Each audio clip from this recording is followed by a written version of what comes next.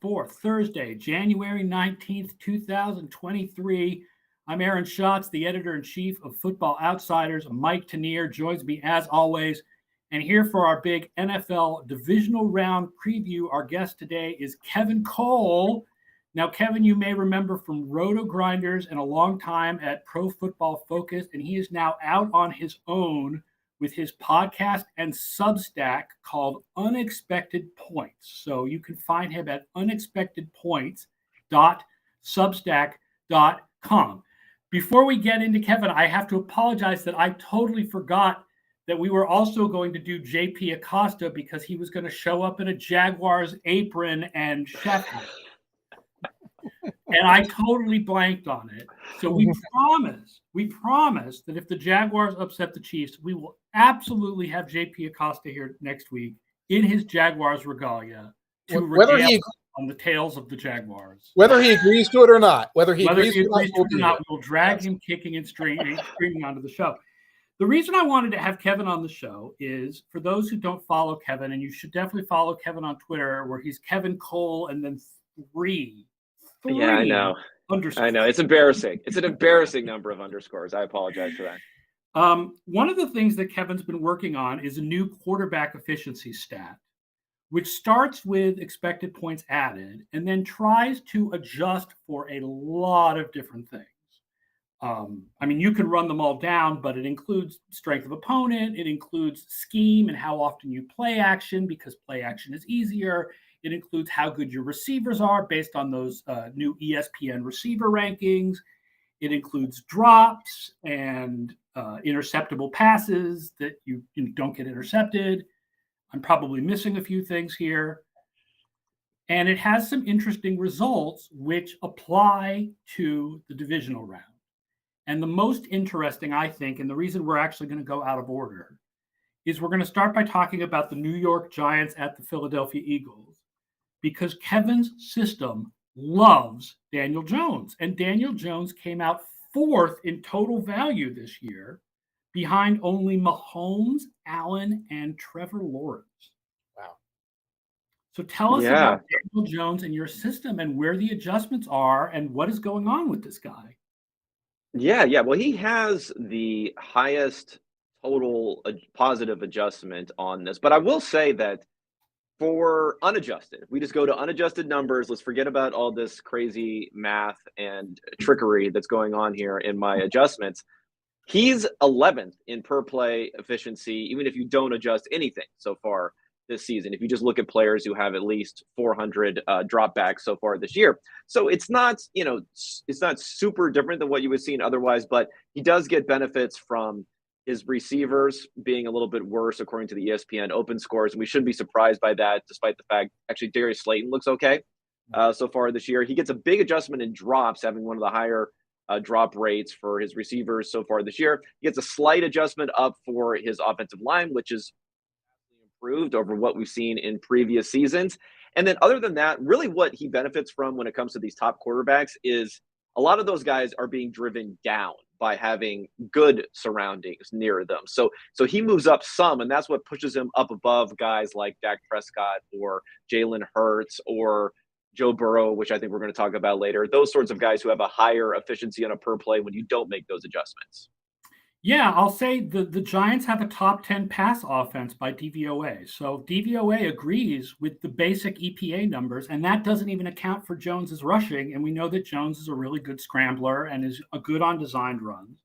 So that's all really valuable. So, do you think Daniel Jones is a good quarterback? Do you think the Giants should be re-signing him for next year? Well, I think he's not a hand over the checkbook and let him fill in the number type of quarterback. There unfortunately probably too many of those that we end up seeing. It's just you have that binary decision. Do we want to keep this guy? And if we do, then we're going to pay him top of the market type of money. So I wouldn't put him in that category. So it's really going to be contingent upon what type of deal he's willing to take. But if we're talking about something that's more in the 30-something million dollar range versus nowadays is 50 million for a lot of quarterbacks, it's a possibility. I think what I'd want to concentrate on more than anything, though, is figuring out what sort of out you have potentially after 2 years. I don't know, 1 year might be a little too quick. Even though Derek Carr's extension did really have this 1 year out that they're exercising here, it might get difficult for something like that. Because he does have a lot of rushing production, which it is sustainable until it's not for a lot of different quarterbacks. I mean, he's 4th in rushing EPA this season after Justin Fields, Jalen Hurts, Josh Allen, and then he's next. So is that going to continue going forward? I'm not sure. I mean, they ran QB power probably 10 times last week. I don't know if he's going to hold up doing that, although we may see it again this week. So those are the types of things I'm not quite as sure about. And he's also really enhanced his efficiency by not making mistakes. And not making mistakes is a valuable attribute, but it's not necessarily something you want to pay elite quarterback money for. Yeah, I worry about in year 4, he graduates to game manager. Right. If in year 4 you graduated to game manager, I don't know I don't think you graduate in year 6 to, franchise win with this guy quarterback. And, I think one of the things you spoke to in terms of that binary thing, something I've been saying for years, there's no middle class among starting quarterbacks, or it's a very foamy middle class. There's no, below Josh Allen, there's this other contract that you get. And I mean, maybe Tannehill was like an example. There's like isolated examples. This would be the year for that to be invented. For Geno Smith, for Daniel Jones. There's probably a couple other examples I'm blanking on. For Derek Carr. Maybe even, as you say, Tua Tagovailoa moving forward with his risks, there's this secondary contract you give the guy. But until that's invented, it's like a very hypothetical thing to talk about. Yeah, I think even for some of these guys with the mid-tier contracts, like you mentioned with Carr and Tannehill, the problem is they're normally structured in a way to have a very low cap hit up front because you need a lot of to spend around those guys to be good. And then we look at a situation like Tannehill was a cap hit, I believe, of 37 million this last season and will be again. Carr's was going to bump up to 35 million. And then they kind of priced themselves out of these contracts eventually. I mean, certainly looking at Daniel Jones, you have to say theoretically, if they paid him a medium level contract and they could get some receivers around him, and you assume Evan Neal takes a step forward in his second year so the offensive line becomes better, Dable has shown he can win with that. I mean, that's why Dable looks like such a great coach right now and Kafka looks like such a great offensive coordinator. But the receivers are obviously a real problem for them. I mean, they just grabbed Isaiah Hodgins off the Bills practice squad, and he's basically their number 2 guy. Yeah, that's been a problem. It's also a little bit weird timing for the new regime, maybe somewhat similar to in Chicago, what we've seen, where even this season, there were guys they would have wanted to cut, like Kenny Golladay, for instance, that, they just couldn't even cut them. So he's going to be a cut next season. He's going to be a cap hit next season, which is going to lower some of their resources then. And now we're talking about a potential, already into the franchise tag sort of territory for Daniel Jones. And things get a little complicated because if you want to drop off and say, okay, we're not going to re-sign Daniel Jones, now you're starting over without a high draft pick and cutting guys, and the floor can fall out on a team that made the divisional round or further, I guess, theoretically, the year before. That could look rough. Right. Yeah. Well, this circles back to a question that's been going across Giants media for the last couple of weeks, and Giants fans and Giants blogs. And that question is this: when does Dave Gettleman get his apology? This is a team. Is there a form? Is there a form for this one that I have to fill out? Josh Allen. Yeah, with a notary in blood. Okay, because you got Daniel Jones playing well. You got Saquon playing well. You've got Dexter Lawrence playing well. You've got Andrew Thomas playing well. And again, I'm sort of being devil's advocate a little bit here. Yeah. This theory that hashtag Gettleman was right. And that what we're seeing here is the residue of his grand design. I would say that advanced stats are not very high on Barkley this year. He was very hit and miss. Like he had a couple of real highlight plays, but a lot of miss. And the thing about Lawrence is that as good as he was against the Vikings last week, and as good as he's been all year, they were last in run defense in DVOA. Like, if you avoid him, you can still run on. So like his value is good, but it's not like he's not stopping the run on his own. So the theory, the Hog Molly's theory of Dave Gettleman was not borne out by this season. Yeah, I think that, and I also think we're talking about the number 2, we're talking Andrew Thomas in there, right? The number Yeah. 4, Mhm. Yeah. Daniel Jones, the number 6 Like, pick. They came back this year after, and they had another very strong pick where they ended up getting Evan Neal. yep. Um, yeah, it's easier to hit when you're in the top 5 a lot that Mhm. season. And when it comes to free agency, whether it's Galladay, whether before Bradbury ended up being who knows what. Right. Nate Solder, he was really going for big swings in free agency, and typically that's something that doesn't end up being the smartest move. And it's just hard. I mean, I have a lot of patience. As a Sashi Brown apologist, I have patience for a rebuild, but to go 4 seasons and never be above 500 the entire time, it's pretty tough to argue that that's a good job of team building, despite what may be left after it's over. Yeah. It was I never always under never over 500 even during the middle of a season, by the way. Never over 500. 500 was the best it was during the entire stretch. I always like to say it wasn't Gettleman got awful players. Like he could Right. identify a good hog molly when he thought. It's just that all of the resources in the world would go into those good players that he liked, and that there was not a sense that we have to like really manage the salary cap and the budget and the terms of risk reward in terms of different positional values. And that's what this roster looks like, where there's nothing at cornerback. There's nothing in the secondary. There's not a lot at wide receiver, but man, you got some really good defensive tackles. That's what was built, and that's what Dable's working around and working with, not Right. benefiting. Although, in a very analytical way, they have gone super cheap at off-ball linebacker because their off-ball linebackers are terrible. By necessity, right? They're backing in. They're backing into it by necessity. So that's So getting to the preview of this game, then, I mean, one of the matchups in this game is the Eagles are the number 1 running game in the league when you include Hurts, and the Giants are the worst run defense in the league. That seems bad. I mean, assuming that Hurts is fully healthy, which we don't know Right. exactly how healthy he is. But, I mean, this running game against the Giants' run defense, if you push Lawrence out of the way with 2 guys, you can run like crazy. And the Eagles ran the ball well in week 18. They kind of chose not to, but when they chose to run the ball, they were able to get it. They were able to run it well in the first victory against the Giants. And in terms of Hurts's health, he did not practice today, but I think today was a planned rest day. He was off the injury report on Monday. He practiced fully on Monday. The assumption has to be that for the playoffs, he is ready to be a threat as a zone read threat. And you're right. That's just a bad matchup for the Giants, because you can avoid, especially the Eagles running game can avoid the middle of the field pretty well and work off tackle and work the edge.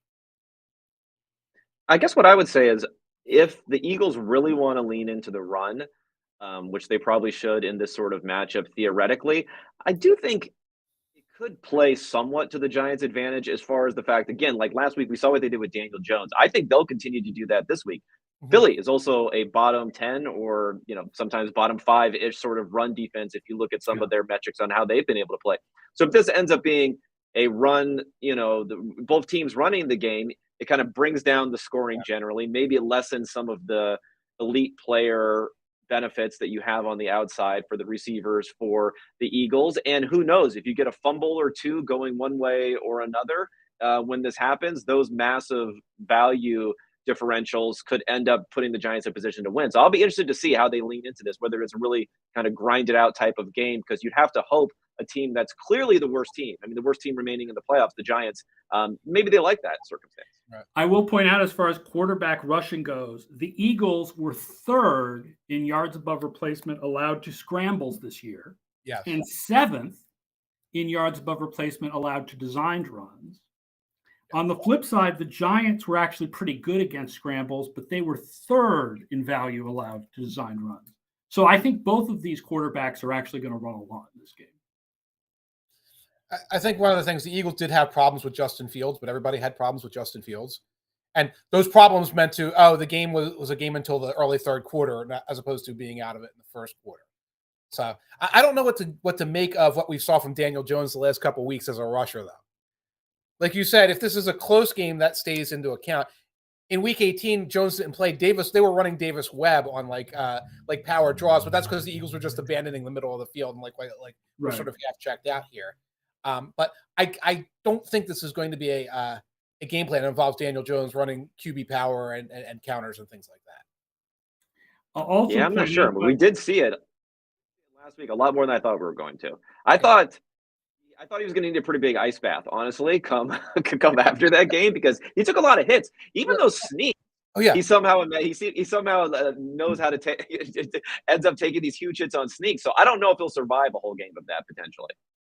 right. I will point out the Giants also have been really good passing the ball recently. They are 5th in pass DVOA since week 10, and the Eagles' pass defense has declined and is only 14th since week 10. So I feel like the Giants' offense is more of a danger than I think we want to give them credit for. Their defense just sucks. And yeah, I think that's fair. We saw it last week, right? So yeah.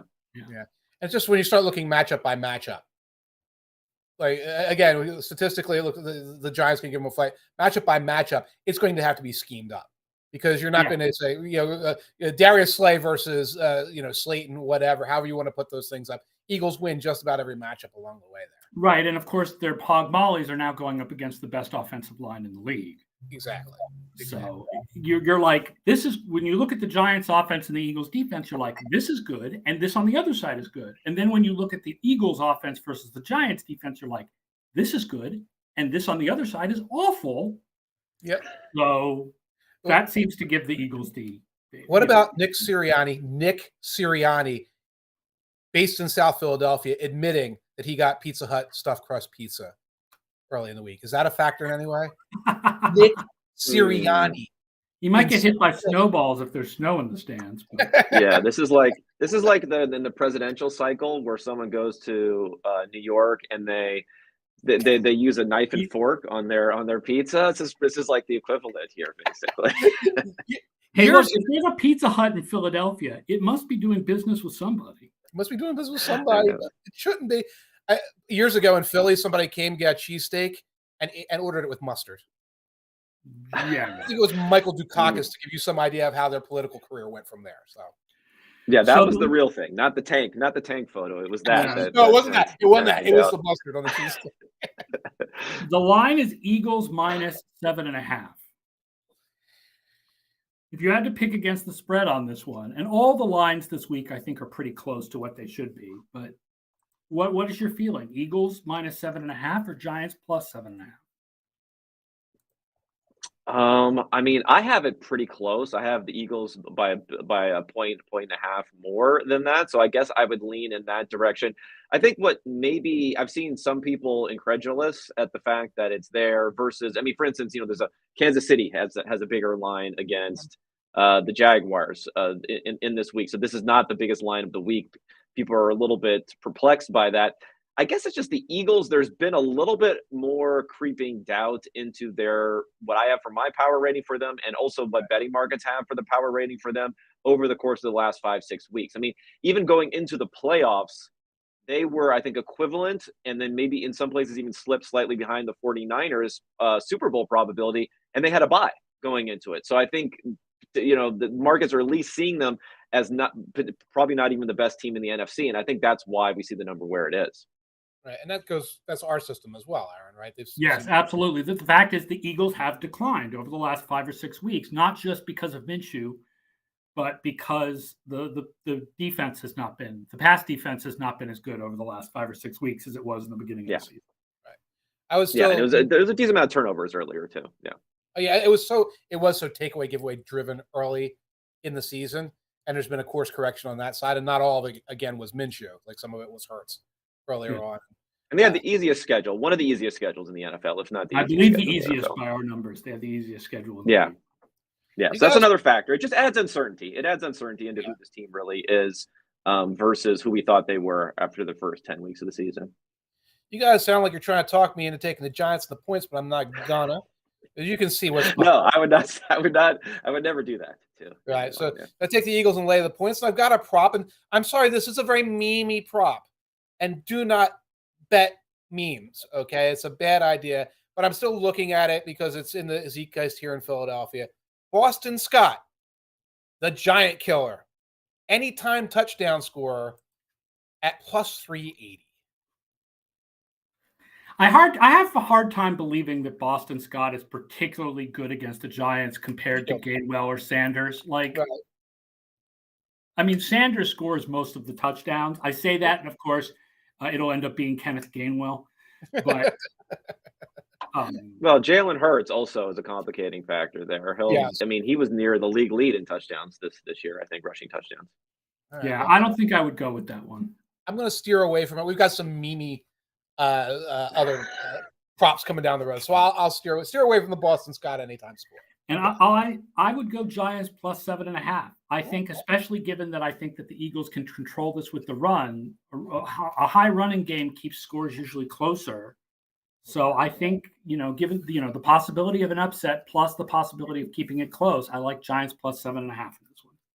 Yeah, I also think with the higher run total, what isn't appreciated sometimes is you think of it being lower variance type of game, but in some ways you turn a lot over to third down conversion, and you just if you end up converting 7 out of 10 third downs, you win the game easily, even if they're easier third downs to convert in those situations. You end up converting 2 out of 10, you lose the game, as opposed to getting an 80-yard bomb from AJ Brown. You don't have to worry about any of that nonsense, and you just put 7 on the board. So I do think that's also something where maybe some additional variance could creep into it for what happens on third down in this game.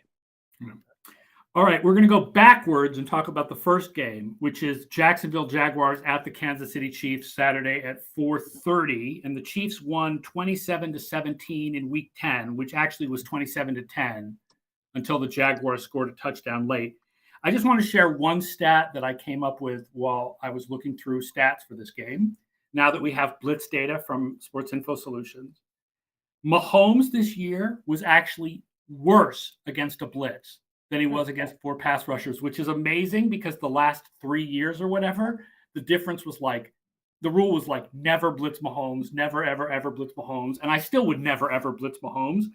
But he actually had only 6.6 yards per play against a blitz this year and 7.7 otherwise, which just goes to show how those splits are so variable. Yeah. It's one of the most difficult things. We want to believe in those splits because they conform to what we see with our eyes and what film watchers see when it comes to the strengths and weaknesses of a player. And yet there's so much variability in those splits that it's hard to tell how real they can be. No matter what, our sample sizes are never that great. Right.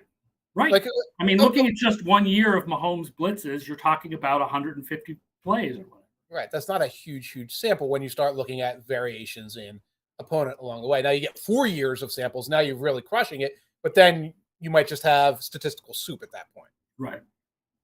Yeah, and then performance against the blitz, you'd presume, is also just higher variance because you're taking more sacks, you're throwing more interceptions, or you're scoring more long touchdowns. I mean, maybe I'd have to look into the data to really figure this out, but if you wanted to shoehorn a narrative into that, maybe not having Tyreek Hill or a downfield threat means fewer of the successes against the blitz are first downs as opposed to 40-yard touchdowns, and that can make a difference in your overall number when you just have a mean number coming out. Yeah. Now, at the beginning, we talked about your method, Kevin, and did I hear it was Mahomes 1 and Trevor Lawrence 2? But Trevor Lawrence is above Daniel Jones, so no, it's Mahomes, Josh Allen, and then in total value you have Lawrence 3rd. In per play value, I think Lawrence is 4th or 5th, but in total he's 3rd. Right, Tua's up there on per play value, but this is also a weird season where there's just not a lot of quarterbacks only have 400-ish sort of dropbacks as opposed to 500, 600 like you'll see in some seasons. Right. Well, Lawrence had to have guys who stayed healthy benefit. Lawrence was really good this year. And he had to have a big drop pass adjustment because I believe that the Jaguars led the NFL in drop passes. I know Zay Jones led the universe in drop passes. Yeah. I think Rodgers had the highest adjustment, and then actually Daniel Jones and Lawrence are pretty similar as far as their adjustment. So yeah, he's right up there. I think he's a guy. If you're a red zone watcher like me, maybe that's not the way you're supposed to do things. But early in the season, he was so bad in the red zone that if you just watch red zone, you would have thought he was awful. And it was almost the reverse for Justin Fields when you compare the two, because you'd catch all of Justin Fields's 65-yard scrambles, but you wouldn't catch there's 7 3-and-outs that would come in between because there's no point in putting it on red zone in order to show that. So I feel like Lawrence got hit a little bit by some very ill-advised turnovers and play in the red zone early in the season. Yeah, he would fumble quite a bit. He would roll randomly to his right and look around and kind of fire the ball away earlier in the season in the red zone. And you didn't see like 5 crisp passes to get there. But I mean, Lawrence he had 2 interceptions on first down. One first and goal, I think, from the 1. He threw an interception, and then he threw another interception second and 1 from the 6 or something like that. So really bad ones. The problem with Lawrence being so good this year is that's the one thing the Jaguars do really well, right? They don't run the ball particularly well. Their defense is not good. Their special teams are okay, but it's really like, this is the Trevor Lawrence show, man. Like, and the different, the problem is that it's going up against the Patrick Mahomes show. And it's a case of anything you can do, I can do better, right? Like the Chiefs are very similar to the Jaguars, except better at everything. Like their defense is also not as impressive as their offense, but better than the Jaguars. And their passing game is the best. Yeah. Andy Reid is just a better Doug Peterson. I guess they're from the same lineage there. Yeah, minus 4th downs. We'll see about that. We'll see what happens there. But I agree. This is actually the one game that I do have different than the markets, and that is leaning towards the Chiefs even being better. It's tough when you get up around 8.5 points, something like that. But this is the one game where I've been a little bit heavier on the Chiefs all season. I guess I'm skeptical about the Jaguars team, Andy Reid having a bye, all that sort of stuff. Going to Kansas City, it's not going to be the worst weather, but it's not going to be great necessarily for a Florida team that hasn't really gone outdoors that much in tough weather. You saw what happened in Philly. That was a disaster for the Jaguars when they went out there. So it'll be some of it is because your systems are based on EPA, and I've done some looking at it. And EPA compared to DVOA, there's a big difference in the Kansas City offense in the first few weeks of the season, where EPA had them like historically good, and DVOA just had them as the best in the league, but not historically good. And then from like week 7 on, the two systems are basically in agreement about how good they are. Yeah, I think a lot of people are skeptical of their defense, which makes sense, but I don't know. Again, it's improved in recent weeks. Their defense has improved. Yeah, playing at home, extra time to study and to get the game plan prepared. And Trevor Lawrence, we just talked about, he has shown some boneheadedness in his plays sometimes, and I think that's what they're going to try to exploit, is to pressure and give him some unique looks and see what happens there. And you have a Jaguars team without their left tackle. We've got Walker Little out there at left tackle who's wearing a sign saying, send the blitz in this direction, try to beat me one-on-one. And that could also be a factor in this. Hitchhiker's another thing, the analytics Kansas City defense only has to be okay anyway because their offense is so good. It's like the fast break defense. Like we're going to get some sacks and turnovers. We can give up some chunks. Another thing that the analytics don't realize is that Chris Jones takes the first 12 weeks off of the season and then just decides to wreck everything. He's like, it's playoff time. I've been waiting for this. It's the playoff stretch run. Now it's time for me to wreak havoc on the opposing. If that performance from the first 12 weeks was taking things off, my God. I mean, the dude is a defensive player of the year. Well, maybe I'm just thinking about the last couple of weeks where I feel like he's been in the backfield every single play. Yeah. Kirk Cousins saw film of Chris Jones and instinctively started throwing the ball to TJ Hawkinson. It was really amazing. It was like a reflex. Started throwing 2-yard passes. Poor Kirk. I will say you have to know which cornerback to target. The SIS charting numbers on the cornerbacks. Trent McDuffie was 8th in yards per target. Jalen Watson, 48th. L'Jarius Sneed somewhere between. Wow. So McDuffie had a very good rookie year. Jalen Watson, not so much. Pretty similarly one-sided for the Jaguars corners, if I remember correctly. Oh, yeah. Tyson Campbell was fabulous this year. And Trey Herndon, Yeah. Yeah. I mean, the other thing I'll point out that I think I pointed out on Twitter, the Jaguars are the worst defense in the league against tight ends. If you could think of the worst possible weakness to have against the Kansas City Chiefs, like I can't think of a worse weakness to have than our linebackers can't cover Travis Kelce at all. Yeah, that's it. So it's bad. But I'm with you, actually. I think I would bet on the Chiefs minus 8.5. I would go on the, not that I'm writing off the Jaguars and saying that they have no chance whatsoever, but If I had to bet this line, I would go Chiefs minus 8.5. I'll go there with you. You want a prop? Hit it. Patrick Mahomes, 300+ passing yards, and Jerick McKinnon, 1+ rushing or receiving touchdown at plus 210. 300+ Yeah. from Mahomes? Yeah, that's what I'm thinking too. 1+ rushing receiving from McKinnon, who they love getting the ball around the 8, 9, 10-yard line. Especially in the playoffs. In the playoffs, it's so funny. I saw something about Clyde Edwards-Helaire is being back to practice, and I'm like, that'll be good for the 2 carries that they give him. But when it comes to playoff time, they're like, okay, it's McKinnon's the running back now. Like, that's good. All right.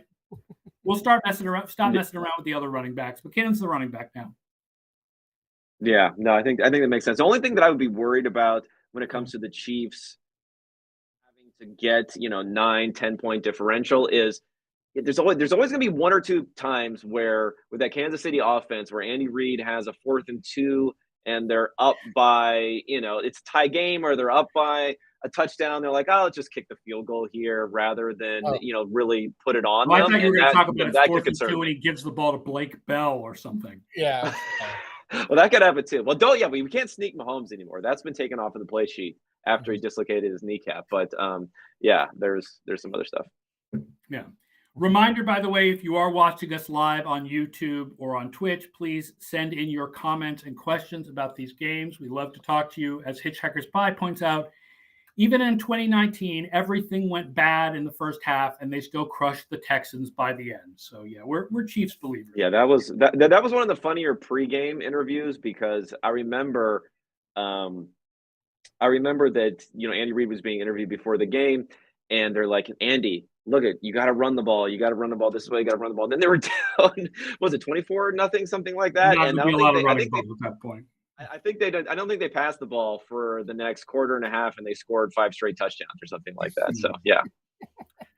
All right, let's move on to Sunday and start with the Cincinnati Bengals at the Buffalo Bills. Of course, this is the game that was canceled a couple weeks ago, except now taking place in Buffalo rather than Cincinnati. And we did want to talk about Joe Burrow with your adjusted quarterback efficiency because I know he's considered by some people at this point to be one of the top 3 or 4 quarterbacks in the league. I believe PFF's grade had him 3rd this year.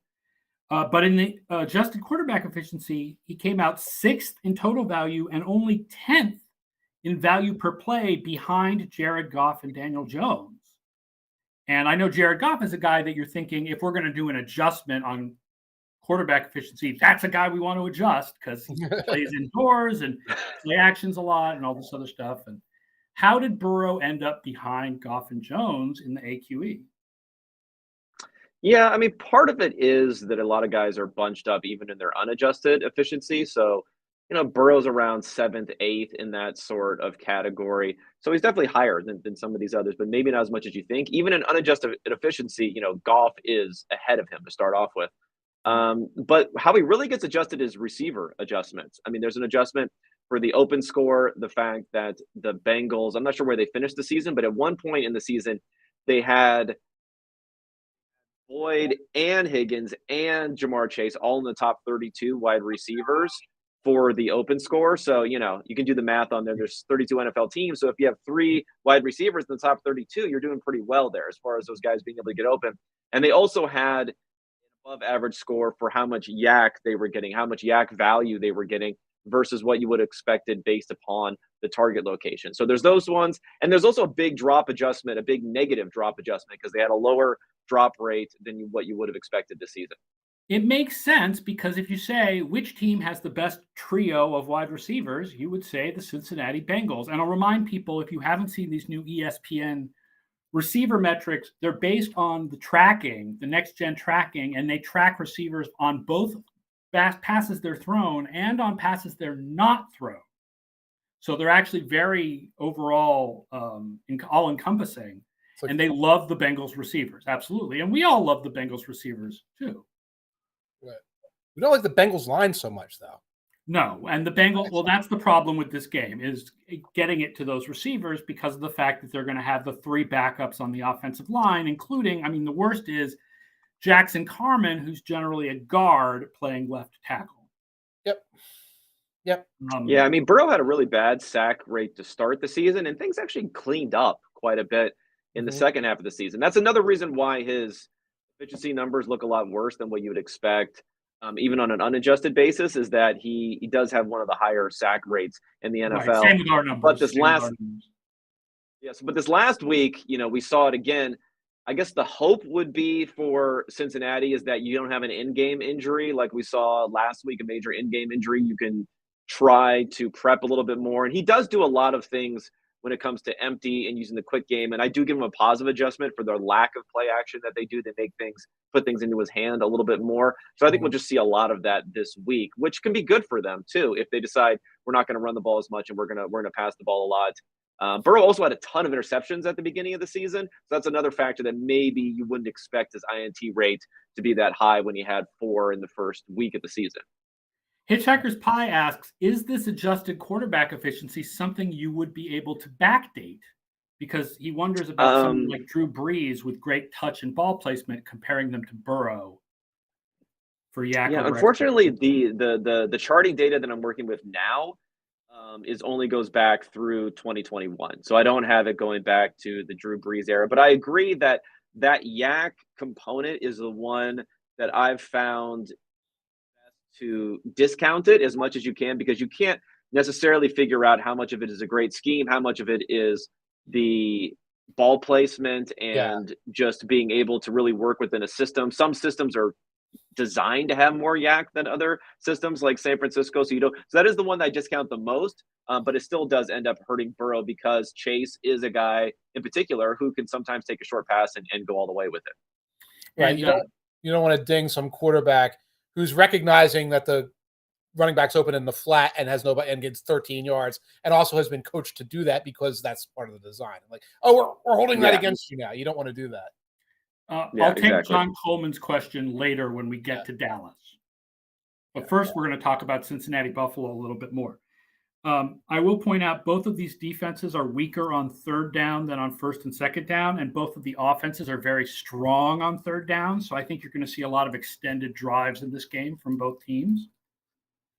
Okay. Yeah. I think this one is my favorite for shootout potential, and it doesn't seem like a controversial take to say so. But if you look at the total here, it's 48.5, and when we're talking about Burrow and Allen, that seems relatively low. I mean, for instance, Kansas City and Jacksonville is 53. So I think there's some chance, and people are probably low on the Bengals' ability to score with the offensive line issues. But I think there's some chance that this could go a bit higher than we've seen. And Josh Allen is like, they could have scored 1 billion points last week if he wasn't turning the ball over and over again. We saw what he did in the playoffs last week. So I think he's a high variance quarterback. Yes, very, very much so. So I think this has big shootout potential, which we got a taste of before the DeMar Hamlin injury also. Well, since you brought that up, I pulled up earlier the highest scoring game props. So what will be the highest scoring game of the weekend? So here are your possibilities. Jaguars at Chiefs, you can get it plus 160. Bengals at Bills, you can get plus 290. Giants at Eagles, plus 330. Cowboys at Niners, plus 425. Based on what you just told me, Bengals at Chiefs? Bengals at Bills, you mean? Bengals at Bills, excuse me, yes. Bengals at Bills at plus 290? Highest scoring game? Yeah, I mean, I think that's where I would be there. What does that say? So that says the implied odds are plus 290. A little bit over 25% chance. So saying slightly higher than if all the games were equal percentage. Yeah, I would like that. I mean, I definitely would not like Kansas City. And then we talked about reasons why we thought it might go even under for Giants and Eagles. And then we'll get to San Francisco. But I'm also thinking on that one, who knows? Brock Purdy's the truth. He's the answer. He's the greatest thing ever. But this could be a game for him too, where he might, things could go a little sideways. Plan it now. Playing it as we speak. It's funny because you also have lowest scoring game. Yes. Which has the odds go backwards the other way. I almost think it would be funny to put a little bit of money on both the Bengals and Bills to be both the highest scoring game and the lowest scoring game, because I feel like it's going to either end up as one or the other, depending on like what's up with Allen. I guess I should check the weather forecast before I just place that. Oh, I think it's like Well, I think I 30. looked at it. There might be a little snow. But it didn't seem like wind was that It's bad. not like So there are no wind games this week. yeah, nothing seems that bad weather-wise this week. No, I totally agree with you. It is the variance game. If you can bet on that alone, then that would be thinking thinking that it could be the highest or the lowest is a good call. By the way, the odds on lowest scoring game: Cowboys at Niners plus 190, Giants at Eagles plus 250. If these are different from the graphic, I'm reading these live right now. Bengals at Bills plus 280, and Jaguars at Chiefs plus 475. So, of course, they're reversed there. I don't have a feel on that, and I don't like betting on low scoring games because like you're betting on I'm waiting for a score here. Bet on the shootouts. If you bet on both, then you can be happy either way through until the very end of the game when it middles you and you're not happy. Precisely right. One interesting stat, by the way, that I think fits the narrative of how these teams work: the Bills' offense, based on the number of defensive backs that the other team has on the field. When the defense is in base, they rank 21st in DVOA. When the defense is in nickel or dime, they rank second. Now, how often is a defense in base against the Bills, though? That's about a third of the time. Which is about league average. Interesting. Yeah. They run some two tight end stuff. They run with Gilliam as the fullback. Like, they don't necessarily always go three wide, but they're better when they do. Right. Yeah, I mean, I think they identified that as a problem that they can't really fix this season is the lack of depth at wide receiver. I mean, we got Cole Beasley out there, right?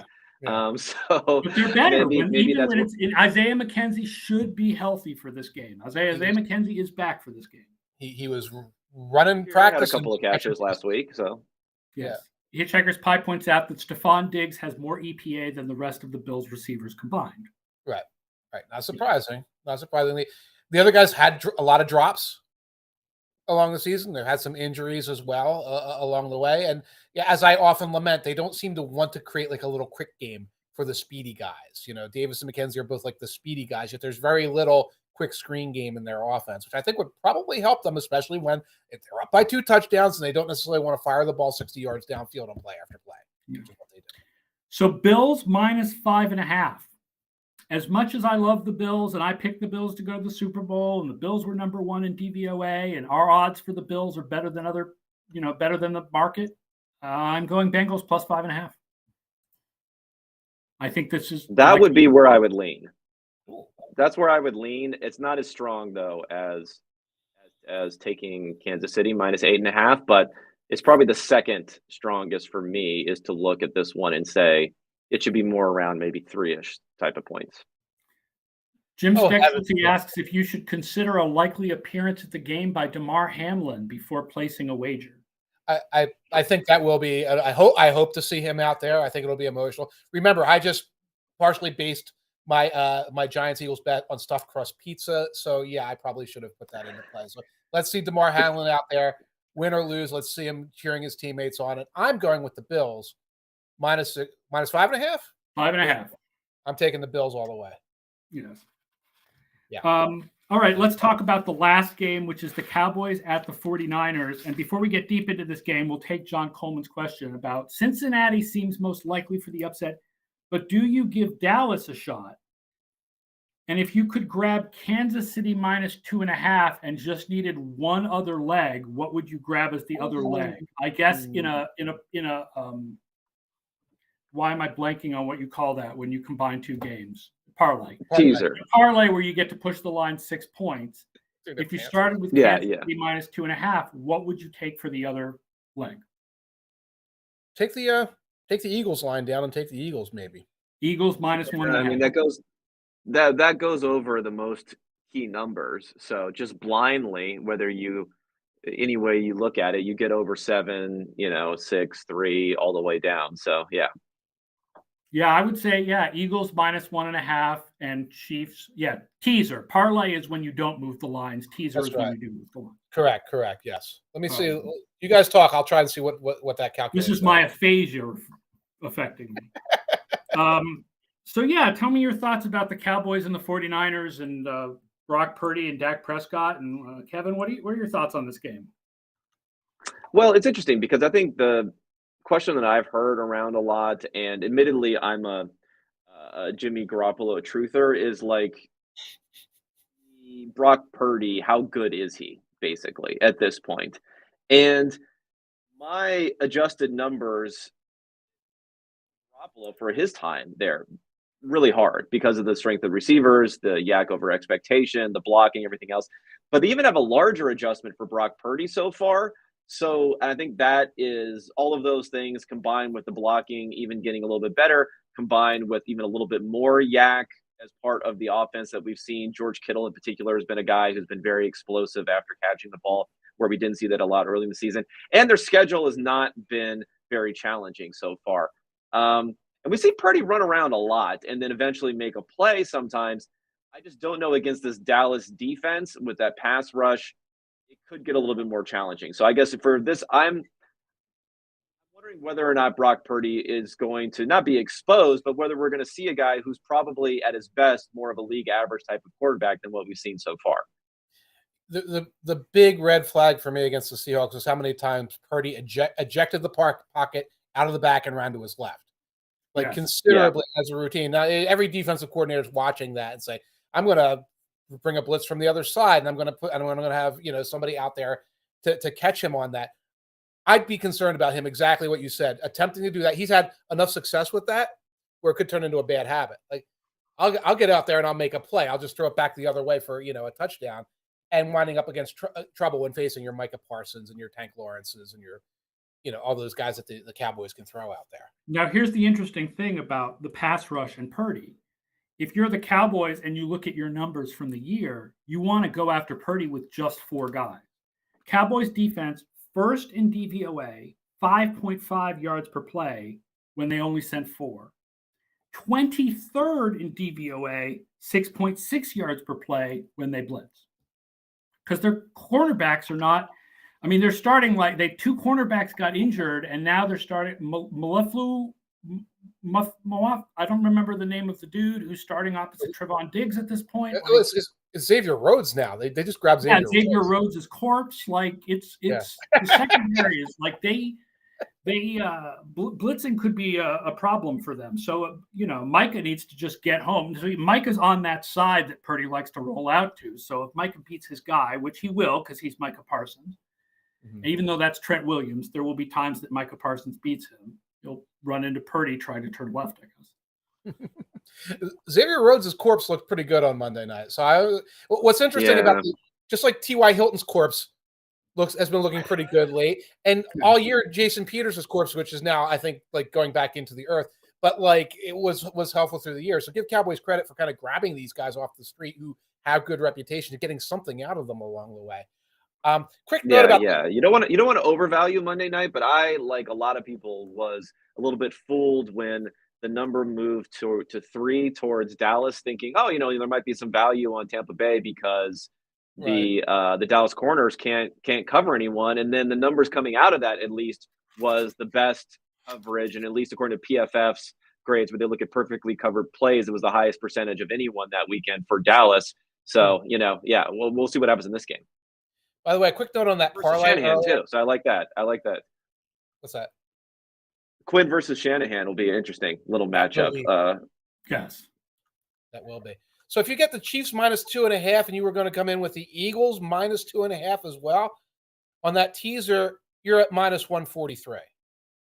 Okay, so I don't know how much I love not getting that much juice out of it. So I would say fiddle around with it. Maybe you've got a tolerance to take the Eagles to 4.5 or something. Maybe you like the Cowboys teased around in this as well as the second half of that leg. Yeah. The interesting thing about this game is the directions the teams have been going in. The Cowboys' pass defense, despite the fact that it had all those perfectly covered plays last week against Tampa, has definitely been in decline. 16th in DVOA since week 10. While their offense has gotten better, 8th since week 10. So the Cowboys' offense has been improving. The Cowboys' defense has been declining. The 49ers' offense, since Purdy became the quarterback, the 49ers' offense is number 1. Like that's why I feel like the whole like how good is Purdy question. I don't know how much it matters because no matter how good Purdy is, he's going to be in this system with these receivers. So what matters is how good he is in this system with these receivers because we're not seeing him in another system with other receivers. We're not doing a free agency or a trade. We're doing a game. Right. And in this game, George Kittle and Juszczyk and McCaffrey and Debo are all playing. Yeah. So I yeah, know, I mean, I would just say though, how good he is maybe comes to the whole question with Purdy and how good he is maybe comes to me being more, will we see a multiple turnover game, which we haven't seen so far this year? It would be that sort of way rather than whether or not he can be effective when he completes passes, which he definitely can be in this offense. Right. So open. The receiver, he was not accurate. He was not accurate last week. No, not at all. I think his CPOE was flat or slightly negative. Huh. Right. They were absurdly open.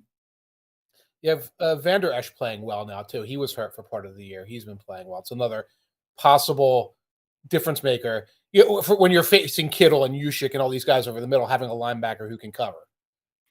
So 49ers -3.5. Oh, my God. It's right there in it. Like, that's a tough line. That's really seems about right, doesn't it? 100%.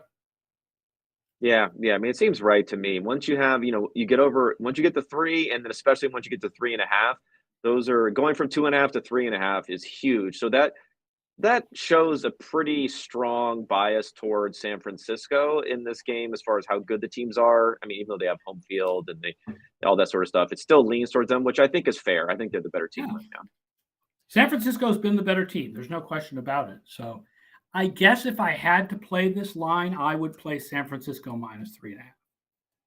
I guess I'd like San Francisco. I think I might go the other way. I might go the other way just because it's 3.5. But yeah. When in doubt in the divisional round, go chalk. In the divisional round, I always say, when in doubt, go chalk. The team that got home field for a reason, So I would lean towards the Niners.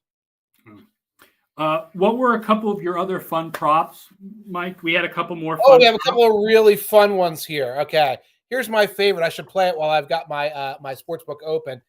Any offensive lineman to score a touchdown, any big man touchdown of any kind, plus 1,600.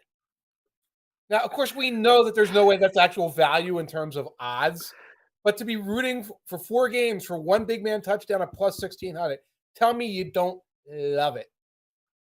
Well, it is fun because the Dallas is playing Connor McGovern as a fullback now, which sort of suggests that there's a pass to Connor McGovern somewhere in the playbook. Yes. I like that. I like the fact that we mentioned Jalen Hurts, Daniel Jones going to be running it quite a bit. Purdy maybe running it, they're a little looser with the football sometimes when they get hit down there. The ball spills out, big man falls on top of it, and boom. Yeah, that would count as an offensive lineman scoring a touchdown too. Exactly. That's probably most likely. That's most likely how it will happen, right? Is on a fumble. Is on an offensive fumble that they end up scoring. Offensive lineman ends up scoring probably. Right, and that's it. Like Jason Kelce gets a fumble touchdown, and Philadelphia loses its complete mind. Here, along the same lines, with not as much fun, but any non-quarterback to throw a touchdown pass at plus 850. Now, I didn't go through all the things, but you can see. I don't feel like that. Kadarius Toney, can Kadarius Toney throw the ball? He can. He can throw the ball, right? He can throw the ball. So he'd be a guy. Does Debo's probably thrown it before, or Ayuk, one of those guys? Debo has, I think. Oh, Christian McCaffrey's thrown it. Yes, Christian McCaffrey's thrown a touchdown this season. Who else do we have here? There's a lot of I don't think Saquon can throw the ball. Oh, I'm sure he's thrown one. I'm looking that up right now. I'm looking up Saquon to see if he's thrown. He seems like a guy that would attract enough attention. I don't know. Some reason I feel like his body style is a little too bulky, maybe, but I don't know. Maybe he could get it done. I don't see it for the Giants, but Penn State. Well, it'll be another good one. Would be Travis Kelce running the straight snap to him, and then he does a pop pass, a little underhand pass to somebody for a touchdown. There you go. That's another one that could happen. From the man who brought you who is that defensive tackle that he had playing fullback who threw a pop pass at Damari Poe? It's not. It was Poe. Yeah. Oh my gosh. It'll be Kalen Saunders. Kalen Saunders will do that. Daniel Ochoa wants to know if Brett Maher is going to miss extra points again. I think that I'm not an expert in kicker psychology, but there have been plenty of examples of kickers having bad games in the past, and it just goes away the next week. Right. I don't see this as like Steve Sachs disease or whatever. Yeah, if they think Brett Maher is better than Tristan Vizcaino, who they signed as a practice squad player, then Brett Maher is going back out there to kick field goals this week. Yeah, I mean, the bright side was he was kicking all those when they had like a 98% win probability or something. Yeah. So that made it a little bit less painful to be missing those. If it was a close game, that would have been painful. It would probably help if Jerry stopped talking about it all the time. That probably would help a little bit psychologically to make sure that it's not. I'm going to keep making it a talking point. By the way, it probably would help. Jerry stopped talking. Stop talking about it all the time is the name of the Dallas Cowboys 2022 highlight film. Stop talking about Zeke, boss. Yes,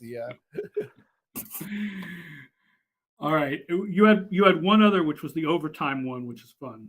Oh, I did. Oh my God! Thank you. I forgot about that. Will any game go overtime at plus 280? I usually pick this because I know that the universe hates me, and the latest game when I'm on deadline, will go overtime. So I at least make money off the fact that I'm sitting there saying I want to finish my article. Knowing the books, my guess is that this is the exact right odds for how often games go to overtime plus a little juice. Like there's probably no value in this whatsoever. No. Yeah, I mean these games are all fairly big spreads, I would say, for a divisional round, right? Like no one's within 3 points. So no one's you're even seeing as being that close of a game here.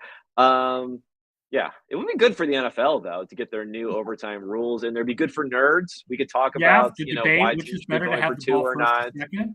What do you think? Yeah. Which is better to have the ball first or second in the new overtime? I've seen both say that it's better, but I guess I've seen it more often a slight advantage to first. So maybe that's fine. You just have to know the PAT rules seem to be go for one if you score first, and then if that happens, you have to go for two. That's the second part I'm certain about. Is that if you're the second team and the first team scored a touchdown and got 7, you should go for 2 and try to end the game right there.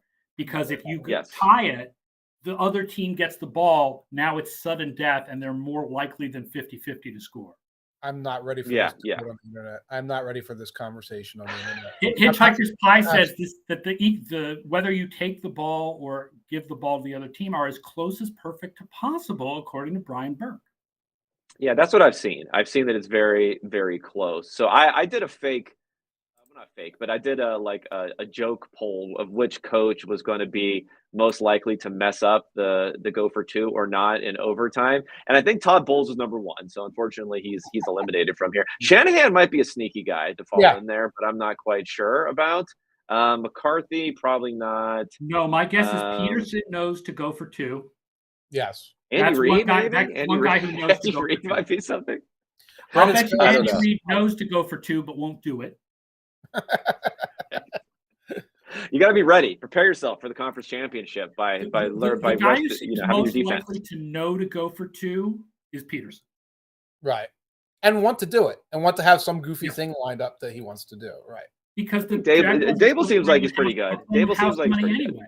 Like the Jaguars go for the win against the Chiefs. Like if he fails, nobody's going to fault him for don't let Mahomes back on the field. Like. Right. As the biggest underdog, they would have the biggest advantage too for doing it. So that makes sense. And of course, the Ravens would do it and fail so spectacularly and so hysterically that it would be 3 weeks of conversations about how analytics are wrong. If there's one lesson we've learned in the last couple of years from the Baltimore Ravens, other than don't let Lamar Jackson get hurt, I think it's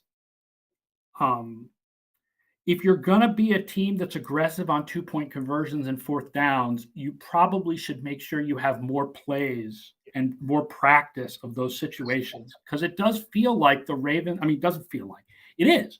The Ravens are bad in those situations and that are really important to them because they happen to go for it. I agree. Yeah. Yeah. And sometimes it looks like they don't have a play drawn up. They're like, this is how we get Mark Andrews the ball here, or this is how we use our mobile quarterback in the best way. Or in the case of Well, what's interesting is, Jackson had, I believe it was, I don't know when it was very early in the season. He threw an interception in the end zone on fourth down, which ended up being negative. You don't get the fourth down and you don't pin your opponent deep. So I wonder if that's another thing. I don't even know how you can teach that, is like, okay, let's fail in the right way rather than fail in if the we're worst going to way fail possible. on this fourth down from the 1, we need to make sure they start with the ball on the 1 and not on the 20. Or a touchdown. Or if you're going to the ball over the pile, make sure you're actually close to the end zone when you do that. You're not a full yard away from the end zone. That's failing. They took failing spectacularly to the next level on that play. I'll say this, as I was working on an article on sneaks, someone did remind me, you can't really practice sneaks for real. You can't go out there with your offense and defense, have them slamming into each other, knee to knee, ankle to ankle. So, Huntley doesn't practice the sneak very much. And that's where you get these things. It's like what you should do is, if you're doing it at half speed, take it, dive with your hands on the ball, take it, dive with your hands on the ball.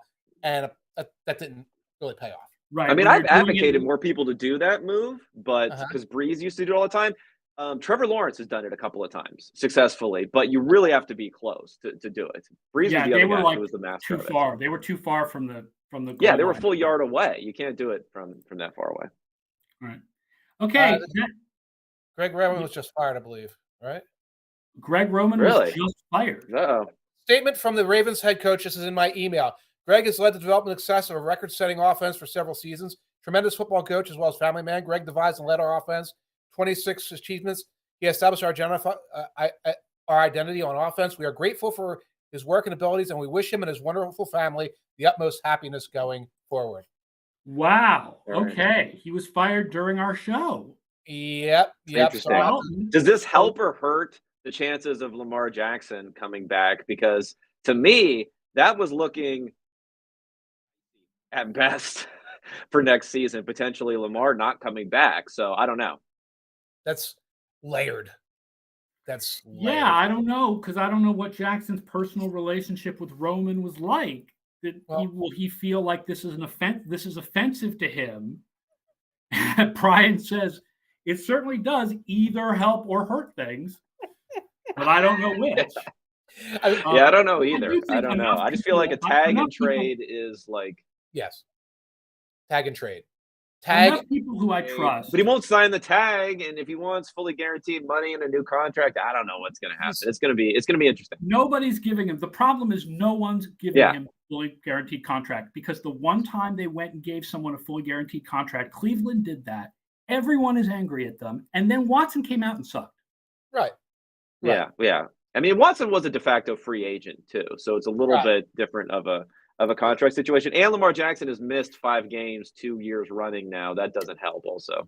Yeah. What I'll say is, people who I trust, certainly my own eyes also, about Greg Roman's offense, I think that this is a good move. Yeah. I think that they can get a more creative offense. Like 2019, they were so good, and everything has stagnated so much in the 3 years since then that it's clear that when it comes to developing the passing game, and as good as the running game is, they need a passing game. They need to go in another direction as far as a thought process for a passing game. Agreed. Yeah. I mean, we'll see how people view Lamar, but I was just looking at coaches the other day, coaches who potentially were going to have their second gig in this cycle, and this is before out of the equation. So I was looking at that, and that stretch he had with Kaepernick. I mean, Kaepernick was like a top 5 passing efficiency quarterback for multiple seasons, still in the top 10 the third season. Then he fell out of top 25 and never returned after that. So I wonder how much that weighs on people's minds too when it comes to someone like Lamar Jackson. Fair or not, people are going to go to whatever the closest analogy is. Some guys, their systems get stagnant. There just are some coaches where it's really good at first, and then everybody picks up on what they're doing, and it stagnates. Right. And so Roman may be very good at his next stop for the first year or two, and then have the same thing happen. All very possible. It's all very possible. And the Ravens thing is going to be an evolving story as the days and weeks go. That's just it. Oh, yeah. All right, that does it for our divisional round preview. Thank you to Mike. Thank you to everybody watching and listening. Don't forget to subscribe to the show if you're listening.